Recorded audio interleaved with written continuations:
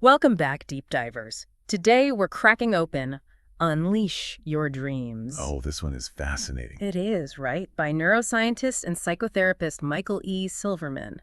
We're going deep on those sneaky hidden fears and buried dreams. You know, the ones that might be holding you back. Yeah, they can really operate under the radar. Totally. Like you think you're making rational choices, but... But those hidden fears, those buried dreams, they're pulling the strings. Exactly. It's like you're sailing along, think you're on course, but... And there's a leak you don't even know about, slowing you down. Perfect analogy. And the book starts with this amazing experiment, the invisible gorilla experiment. It was at Harvard. Oh, yeah, I love that one. Students had to count basketball passes in a video. And get this, they completely miss a person in a gorilla suit walking across the screen. It's incredible. Isn't it? It really makes you wonder what we miss in our own lives when we're laser focused on something else. Oh, absolutely. It's called, what is it? Inattentional blindness. And Silverman uses it to show how we can be blind to the hidden fears and buried dreams that are actually shaping our choices. So we could have these gorillas, these fears or ignored dreams lurking in our subconscious, affecting our decisions without us even realizing it. You got it. Yeah. We might be fixated on a particular goal, stuck in a relationship pattern, miss the underlying fears that are actually driving our behavior. Or maybe we're so busy trying to meet everyone else's expectations that we lose sight of what we really want.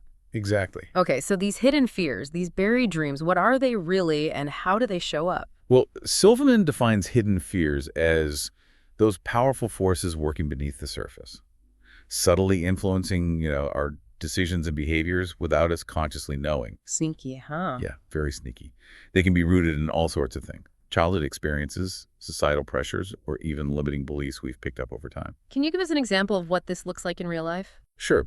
The book has some great case studies, like there's Miriam, who kept sabotaging her relationships. Oh, I know someone like that. Right. Always choosing partners who were emotionally unavailable, desperately wanted a stable, loving partnership, but just couldn't seem to break the pattern. Classic self-sabotage. What was the hidden fear there? Through therapy, Miriam realized she had an unconscious fear of outshining her divorced mother. Wow. Yeah, on some level, she believed that finding true happiness in a relationship would invalidate her mother's experience. So she was protecting her mother, even if it meant sacrificing her own happiness. Exactly. And this fear, it was completely subconscious. It wasn't a deliberate choice, but that hidden fear, it was driving her actions. And creating a vicious cycle, her fear kept her from achieving her goal, which just reinforced the fear. Yeah. Makes you wonder, how can we even identify these hidden fears before they lead us down the wrong path? Great question. One we'll definitely dig into further as we go. But let's look at another example. Silverman also talks about Paul, a successful lawyer who, deep down, yearned to be a musician. Really? Yep. Felt obligated to follow, the path that seemed practical, respectable, at least in his family's eyes. But it just left him feeling empty. So he buried his true passion out of obligation. I bet that takes a toll over time. Oh, absolutely. Paul, he struggled to advance in his law firm, just couldn't fully commit to a career that wasn't truly his calling. Living in a gilded cage. Yeah. Successful on the outside, but deeply unfulfilled on the inside. So we have Miriam trapped by the fear of outshining her mother. Paul stifled by the fear of disappointing his family. What are some other hidden fears that Silverman identifies in the book? He goes into several categories, and it's interesting how these fears can be like interconnected, feeding off of each other. He talks about the fear of guilt. Well, we all feel guilty sometimes, right? How is this different from everyday guilt? It's not just feeling guilty, it's the anticipation of it. That crippling fear of letting others down that can prevent us from actually taking action toward a happier and more fulfilling life. Yeah. Silverman even shares a personal story about his struggles with this fear. During grad school, Really? What happened? he had this amazing opportunity to become a social worker, a career that perfectly aligned with his passion for helping others. But he didn't take it. No, he felt this immense pressure to pursue a career that would, meet his family's expectations, even though it wasn't his true calling. So the fear of disappointing them, of that potential guilt, Led him to choose a path that wasn't right for him. ended up going to medical school, even though he knew it wasn't his passion. That's a powerful example of how this fear can steer us off course. It is, and for many, this fear of guilt stems from childhood, especially if their parents were, quick to express disappointment or disapproval. Makes sense. So how does this fear show up in adulthood? All sorts of ways, really. Self-sabotaging behaviors, overworking, avoiding success, staying in unhealthy relationships, people-pleasing to the extreme. Right, right. It's all about trying to appease others and avoid that feeling of guilt, even if it means sacrificing our own well-being. So we see these patterns in Miriam and Paul. Miriam's fear of outshining her mother, Paul's fear of disappointing his family, and now this fear of guilt that Silverman himself experienced. It seems like these fears can really masquerade as rational decisions, leading us down paths that don't serve us. How can we start recognizing these patterns? In our own lives, I mean. That is the million-dollar question, Yeah. and one that we will definitely unpack. But first, let's talk about another hidden fear Silverman digs into, the fear of anger. Oh, anger, definitely a powerful emotion. I can see how that could be scary to face. It is. But remember, it's not the anger itself, it's the fear of expressing it, the fear of the consequences that can be so debilitating. Often, this stems from witnessing or experiencing destructive expressions of anger, maybe in our families, early relationships. So we learn to bottle it up, to suppress it. Exactly.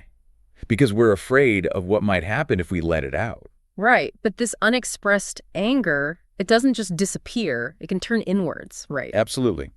Silverman uses the example of Joel, a talented athlete who suddenly hit a slump. Was he injured? What happened? No injury.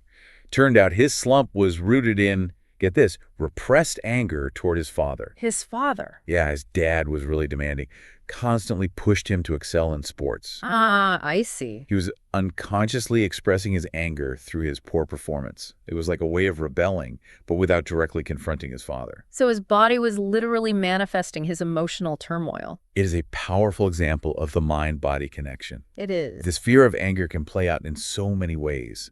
Passive aggression, procrastination, self-sabotage, even physical stuff like headaches or insomnia. Wow. So far, we've got the fear of guilt, the fear of anger, and we've seen how they can actually play out in our lives through the stories of Miriam, Paul, and Joel. Are there any other hidden fears we should be aware of? Oh, there are more. Silverman goes into the fear of envy and isolation. That's interesting. We usually think of envy as something other people feel towards us, but you're saying we can be afraid of being envied. Exactly. It's a primal fear. It goes back to our deep need for connection. Right. We're wired to belong, to be part of a group. And we fear that if we stand out too much, if we achieve too much, we might provoke envy in others and end up rejected, isolated. Like we're afraid of being ostracized by the tribe. You got it. And he highlights this with the examples of Sonora, an actress who had panic attacks after she achieved success, and Teresa, a golfer who suffered injuries when she started winning tournaments. So they achieved their dreams, but at what cost? Right. Both were terrified of losing their friends, of being perceived as different, somehow better than those around them. Their fear of envy, it led them to self-sabotage. They were unconsciously holding themselves back to maintain those social connections. It really makes you think about how deeply ingrained that need for connection is. Social exclusion, it can feel like a real threat. It's true. Research even shows that social exclusion, it activates the same brain areas as physical pain. We are social creatures, and that fear of being ostracized, it can be just as terrifying as physical harm. Okay, fear of envy, another one to watch out for. What else is on Silverman's list of dream-crushing anxieties? He talks about the fear of not being a real man or a real woman. Ooh, that's a big one. What does he mean by that exactly? He's talking about those societal pressures and expectations, especially for women. They might face backlash for being too ambitious or successful. It's like there's this unspoken rule book for how men and women are supposed to behave. Yeah. And if we step outside those roles, We risk judgment. criticism, even punishment. Exactly. Mhm. And this fear, it can be internalized, lead to self-doubt, imposter syndrome, downplaying our accomplishments. He actually mentions a study, right, that found women who displayed, quote, male traits in the workplace faced increased sexual harassment. So it's almost like this harassment is a way to keep women in their place. It is. It's pretty sobering. Yeah, it is a sobering reminder of how deep these stereotypes run. And this fear of not conforming, it can hold us back in all areas of life. Career choices, relationship patterns, you name it. Okay, we've got quite a collection of fears here. What's the last one that Silverman wants us to confront? The fear of being trapped in a false dream. Intriguing. So it's not just about chasing our dreams, it's about making sure we're chasing the right ones. Exactly. This fear, it can manifest as resistance to opportunities that seem, too good to be true, or ones that require us to compromise our values, our sense of self. So we might be on a path that looks successful, even enviable, but deep down, we know it's not really what we want. You got it. Hmm. He illustrates this with the story of Leah, a musician who was struggling with the demands of, well, the music industry. She was on the verge of making it big, but she started to question if the price was worth it. Price. Yeah, like sacrificing her personal values, conforming to a manufactured image. So she was afraid of achieving a dream that wasn't really hers. Yes. And this fear, it can show up in relationships too. He talks about Ronnie, who kept sabotaging her relationships because she was afraid of being trapped in a traditional marriage. Ah, I see. So she was afraid of ending up in a life that looked good on paper, but felt suffocating in reality. Exactly. And Silverman suggests that this fear, it can come from lots of places. Childhood experiences, societal pressures, just a simple lack of self-awareness. It seems like a recurring theme with these fears is this feeling of being trapped, whether it's by guilt, anger, societal expectations, or even our own misguided dreams. That is a great observation. And it brings us to the core of what Silverman is trying to help us understand, how to break free from these fears and start living a life that's truly aligned with our authentic selves. Okay, so we've identified these 5 major fears. Let's take a closer look at each one. Starting with that fear of guilt. What specific strategies does Silverman suggest for tackling this fear? He starts by encouraging us to, examine the source of our guilt, like asking ourselves, is there someone I haven't done enough for? Or is there someone I could have helped but didn't? So it's about bringing those feelings of guilt out in the open, instead of letting them fester. Exactly. And once we've identified the source, he encourages us to evaluate whether those feelings are actually justified. Okay. Are we really letting someone down? Or are we just holding ourselves to some unrealistic standard?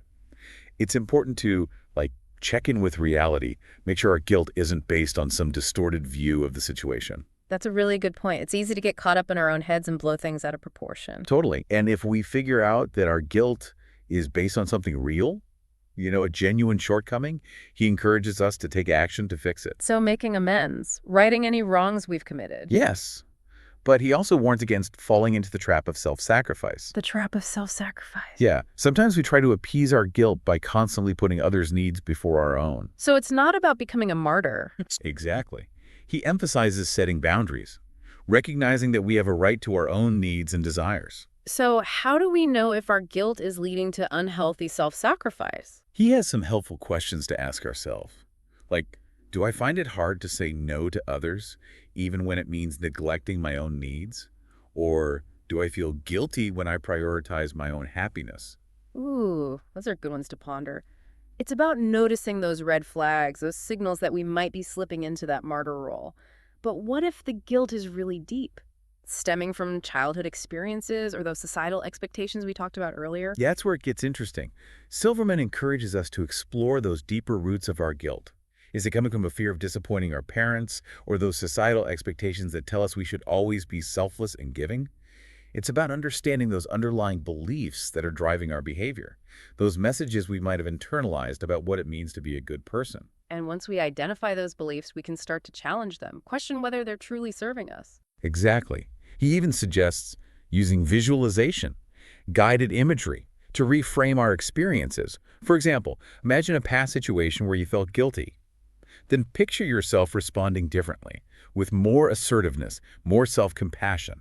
So we're rewriting the script, creating new neural pathways that support a healthier relationship with guilt. It's amazing that we have the power to change those ingrained patterns. We do. And Silverman emphasizes that overcoming this fear of guilt, it's a journey, not a destination. It's a process. Yeah, a process of self-discovery, learning to honor our own needs and desires, and finding a way to live with integrity without sacrificing our well-being. This is all so insightful. I feel like we've only scratched the surface. We have, and there's still so much more to explore, including those other sneaky fears. Well, I'm definitely hooked. Let's continue this deep dive. Sounds good. Next, we'll tackle the fear of anger and how to break free from its grip. Okay, so we talked about that fear of guilt. Now let's dive into another big one, anger. Many of us were raised to believe that anger's bad, something to suppress. It's true. Our society often tells us anger is negative. But remember, it's not the anger itself that's the problem. It's that fear of expressing it. Right, the fear of the consequences. Exactly. And that fear can be so powerful. It's like trying to hold a beach ball underwater. It takes so much energy, and eventually it's going to pop up. Perfect analogy. Silverman emphasizes that suppressed anger doesn't just disappear. It can come out in unhealthy ways.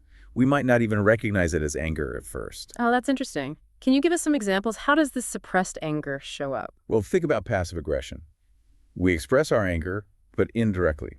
Sarcasm, backhanded compliments, or just refusing to cooperate. Oh, yeah, I see that. We might procrastinate on things that feel overwhelming, or even sabotage our own success because unconsciously we're afraid of the anger it might provoke. So anger can be like a chameleon, hiding in plain sight, disguised as something else. Exactly. It's not always these big outbursts. They can be much more subtle and sneaky. Yeah. And it can show up physically, too. Headaches, stomach aches, can't sleep, even worse problems down the road. It seems like our bodies are pretty good at sending us signals when something's off. They are. And ignoring those signals It hurts. just lets the pressure build. So let's talk solutions. How can we approach this fear of anger in a healthy way? Release that pressure without making things worse. Silverman gives some great strategies. First, he says, we got to become aware of our anger. Acknowledge that it's there. Pay attention to our body. So tuning into those physical sensations. Yes. That clenched jaw, racing heart, that tightness in your chest, those are all clues. They're like little alarm bells. They are. And he suggests literally saying to yourself, I'm feeling angry. Oh, interesting. It's simple, but powerful. Yeah, it's like shining a light on it, taking away its power by acknowledging it. Exactly. And once we've done that, we can explore where it's coming from. What triggered it? Is it a situation that makes us feel powerless Yeah. or disrespected? Or unheard. Yes. Is it a pattern in our relationships that's causing resentment? Or maybe it's something deeper, like past experiences where anger wasn't allowed. So we need to understand what's fueling that anger. Right. Once we get that, we can figure out healthier ways to address it. Instead of bottling it up, we need to find a way to let it out. Yes, but constructively. There are lots of possibilities. We could try expressing our feelings directly, but calmly, assertively, focused on finding a solution. Physical activity can help too. Go for a run, hit the gym, do some yoga.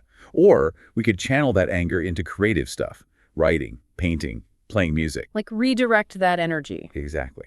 And Silverman also talks about self-compassion. Oh, that's so important. He reminds us that anger's normal. It's okay to feel it. It's human. It is. It's what we do with it that matters. So instead of judging ourselves for feeling angry, we can be curious about it, be kind to ourselves. That's a great way to put it. This shift in perspective can be really liberating. It can. It lets us explore our anger without shame, figure out what it's trying to tell us, and then use it to grow. So anger can actually be a positive force. It can. Silverman even points out that anger can motivate us to set boundaries, speak up for ourselves, fight for things we believe in. It's not about getting rid of anger. It's about harnessing its power. Absolutely. Which brings us to another fear that Silverman explores, the fear of envy and isolation, especially relevant today with all the social comparison and pressure to achieve. We've tackled the fear of guilt, the fear of anger. Now we're onto the fear of envy and isolation. You know, in today's world, it feels like we're constantly comparing ourselves to others. It's true. This fear, it goes way back. We're social creatures. We are. Wired for connection. Right. That idea of being rejected by the group, Oof. it can trigger a powerful fear response. Yeah, it's like that feeling when you're a kid and not invited to the party. Exactly. It can feel so intense, even though logically we know it shouldn't. And Silverman reminds us that instinct is still there inside us. We crave belonging, acceptance. So when we feel those bonds threatened, It's scary. it triggers that deep-seated fear. So where does envy come in? Silverman argues we fear being envied because we think it'll lead to isolation. We get successful, stand out from the crowd. Yeah. We worry will provoke envy and push people away. It's like we're afraid to become so successful that we lose our friends, like the gap gets too big. That's it. And this fear, it can be especially strong if we've experienced envy or betrayal before. You know, friends turn against us when we achieve something. Right. Or maybe we saw how destructive envy can be in our families. Those past experiences can shape our fears and expectations. It's like those experiences teach us that success comes with a price. Exactly. And those patterns, they can be tough to break. They can. So how do we approach this fear? How do we balance our desire for success with our need for connection? Silverman offers some really helpful strategies. First, he says, choose your support system wisely. Surround ourselves with people who are genuinely happy for us. That's it. Take a look at your relationships. Ask yourself, are these people truly happy for me when good things happen? Yeah. Do they downplay my accomplishments or make me feel guilty for my successes? It's like taking inventory. Making sure we're not investing in connections that drain us. Exactly. And as we evolve, some relationships just naturally fall away. Yeah, I have experienced that. It can be tough, but it's often necessary for growth. So it's not about clinging to relationships that no longer serve us, Right. but being open to new connections. That's right. He also suggests seeking out mentors, role models, communities that support our dreams. Yeah. Join a professional organization, take a class, connect with people who are already doing what you want to do. Finding your tribe. Yes. He also emphasizes the importance of reframing our beliefs about envy. Okay. Not everyone who's successful is automatically envied or rejected. True. Lots of people feel genuine joy, admiration for those who are going after their dreams. I like that. It's about focusing on the positive. It is. Focus on the good that comes from our achievements. How our success might inspire others. Shift our perspective. Yes. Abundance instead of scarcity. And even if some people do envy us, it doesn't have to define our experience. Right. Focus on those who support you. Set boundaries with those who don't. Good advice. Remember, we can't control how others feel, but we can control how we react. That's powerful. And practice self-compassion.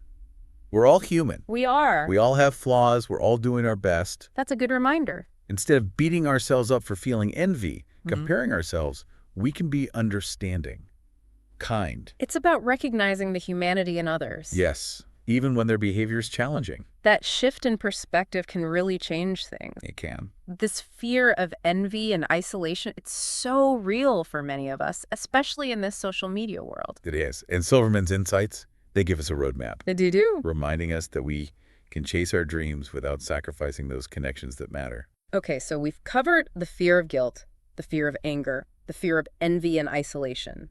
Now, let's talk about this fear of not being a real man or woman. This one feels especially relevant with everything going on about gender roles. It's definitely complex. Silverman points out these fears are often rooted in conditioning. Those unspoken rules about how men and women should act. It's not just our own insecurities, it's those bigger cultural forces that shape how we see ourselves. Exactly. And these societal expectations, they can be so powerful, we might not even realize how much we've internalized them. So we don't even realize how deeply these messages have sunk in. It's true. And those messages, they can be so limiting, make us suppress parts of ourselves or make choices that aren't really what we want. Or feel like we're constantly failing to measure up. Exactly. Can you give some examples of how these fears show up in our lives? Sure. For women, it might be being hesitant to be assertive or speak up.